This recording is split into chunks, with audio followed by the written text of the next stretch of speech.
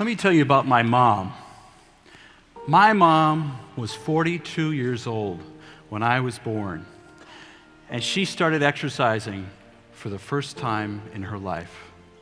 She started by running around the block, and then she started doing 5K races, and then she started doing 10K races, and after that, she ran a marathon, and after that, my mom did a triathlon. By the time she was 57 years old, my mom was trekking uphill to the base camp of Mount Everest. And let me tell you about my dad.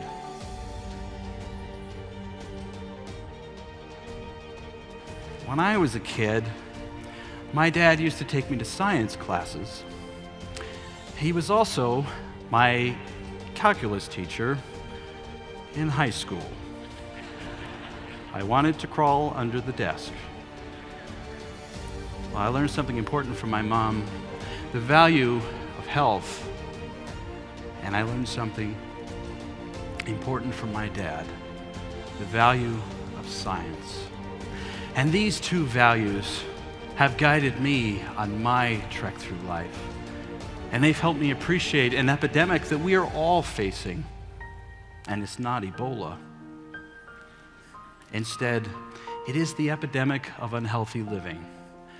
500 million people worldwide are obese. And you would think that 50 years after the first U.S. Surgeon General's report on the dangers of tobacco was published, that we'd be beyond the problem of smoking. Today, 1 billion people worldwide use tobacco. Tobacco and obesity are two of the most preventable causes of premature death. Solving these problems is like trying to solve a jigsaw puzzle.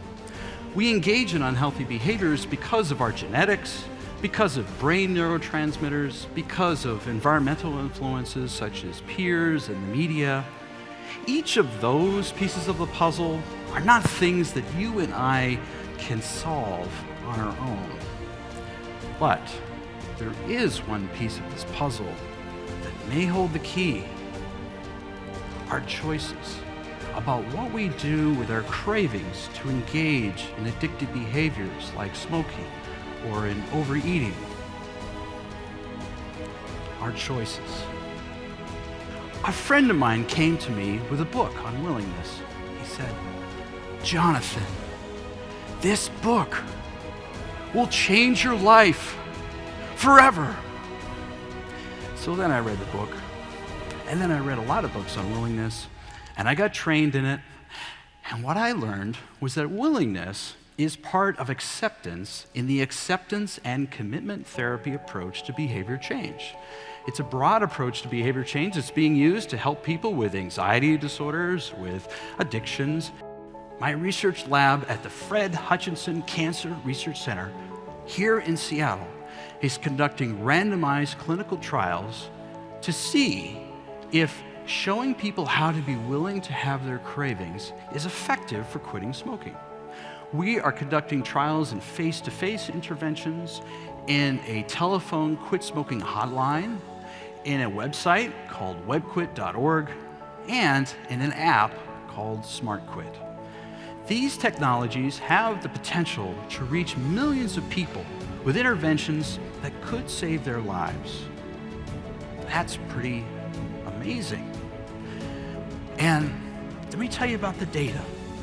When you pool together the results from 6 clinical trials, all 6 that have been published to date, including trials conducted by our colleagues, what we see is that for the people who were assigned to the avoidance approach, avoiding your cravings, some of them quit smoking. And it varied depending on the study. You wake up in the morning, you smoke a cigarette, you have a cup of coffee, you smoke a cigarette, you get in the car, you smoke a cigarette. We're often just not aware of what we think and what we feel before we act. So my answer to Jane was to be willing. And one of the ways I showed her to do that was with an exercise called I Am Having the Thought. So, one of Jane's thoughts before she had a cigarette was, I'm feeling a lot of stress right now. I really need a cigarette. So I asked her to add the phrase, I'm having the thought, like this. I'm having the thought that I'm feeling a lot of stress right now. I really need a cigarette. Then I asked her to add the phrase, I'm noticing I'm having the thought. So I'm noticing that I'm having the thought that I'm feeling a lot of stress right now. I really need a cigarette. Now, we can all do an exercise like this when we have any kind of negative thought. Like for my thought, that I'm boring all of you with my talk. And I'm having the thought that I'm boring all of you with my talk. So what this exercise did is it gave me a little bit of space between me and my thoughts. And it's in that space that I can choose not to run off the stage in front of 1,500 people. And the fact is, we don't act on every thought we had, because if we did, we'd all be in a whole lot of trouble. So this was helpful to Jane, but there was something else that was really difficult for Jane, and I felt a lot of compassion for her about it. And that was the judgment that she felt from people when she would be outside smoking a cigarette. The criticism from her husband for being a smoker, and the self-loathing that she developed about smoking. And she dealt with this shame by having a cigarette, which gave her relief temporarily until the shame came back. So I said to Jane, what would it be like if we tried to honor this feeling of shame as part of the human experience? If you had a close friend who was feeling shame about smoking, I said to Jane, what would you offer this friend as words of caring and kindness? And could you then offer those words to yourself, Jane? And she looked up, and she had this look of this temporary respite from the shame, which made it just a little bit easier next time not to act on the craving.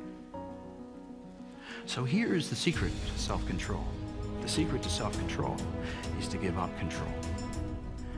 Because otherwise, we get into a tug of war with a monster, a craving monster.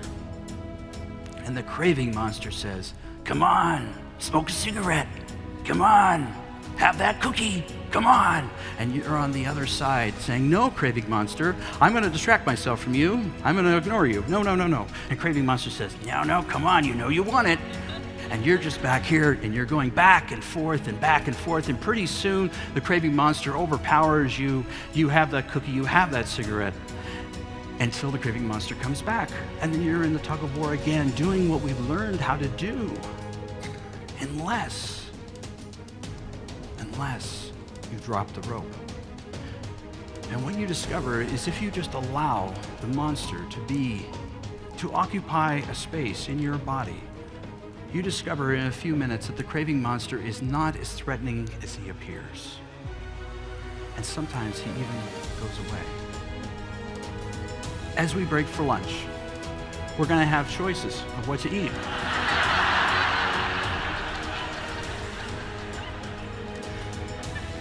When you see them, try to be aware of the cravings in your body. Try to be willing to have those cravings, see if they pass on their own. And whatever choice you make, try to bring a spirit of caring and kindness to yourself.